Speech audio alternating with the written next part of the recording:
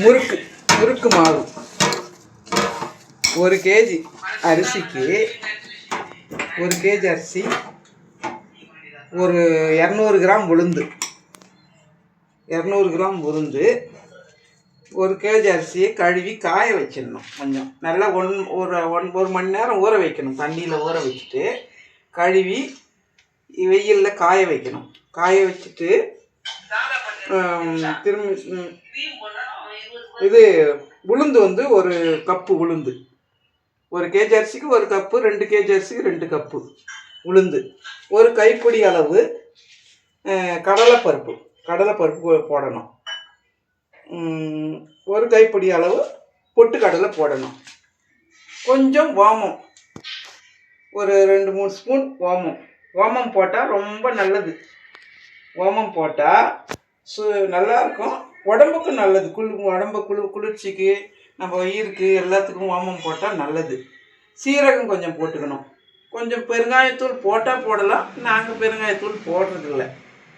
Salt கொஞ்சம், எண்ணெய் நெய் இருக்கு இல்லையா, நெய் அது கொஞ்சம், வெண்ணெய் வந்து ஒரு 10 ரூபாய் பேக்கெட்டு 3 போட்டு நல்லா பிசையணும். நல்லா பிசைஞ்சு இந்த மாவு இந்த மாதிரி வரணும்.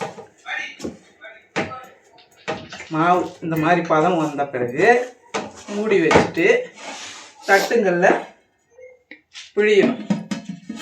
உப்பு தேவையான அளவு போடணும். நம்ம எப்படி நம்மளுக்கு எவ்வளோ உப்பு கரெக்டாக இருக்குதோ அதை பார்த்துக்கணும். உப்பு தேவையான அளவு போட்டு கொஞ்சம் சோடா மாவு போட்டால் கொஞ்சம் நல்லாயிருக்கும். சோடா மாவு போட்டு எல்லாத்தையும் பிசைஞ்சு கொஞ்சம் நேரம் வச்சு ஊற வச்சிடணும். ஊற வச்சுட்டு முறுக்கு சுடணும். முறுக்கு இதே மாதிரி பிழிஞ்சு இந்த மாதிரி அச்சில் போட்டு முறுக்கு அது அண்டிச்சுங்களா.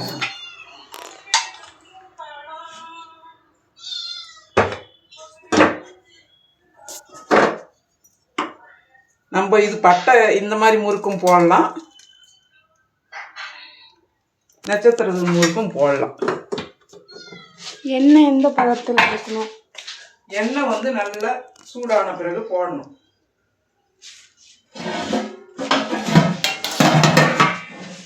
சூடான பிறகு போடணும் எண்ணெயை. அந்த ஒரு இது போட்டு பார்த்தா மேலே அந்த பால் மாதிரி மேலே எழுந்து வரும். அப்போ நம்ம முறுக்குங்களை போடணும். முறுக்குங்களை போட்டு நல்லா வெந்த பிறகு எடுக்கணும்.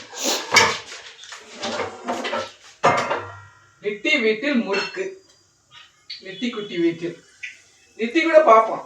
பார்த்து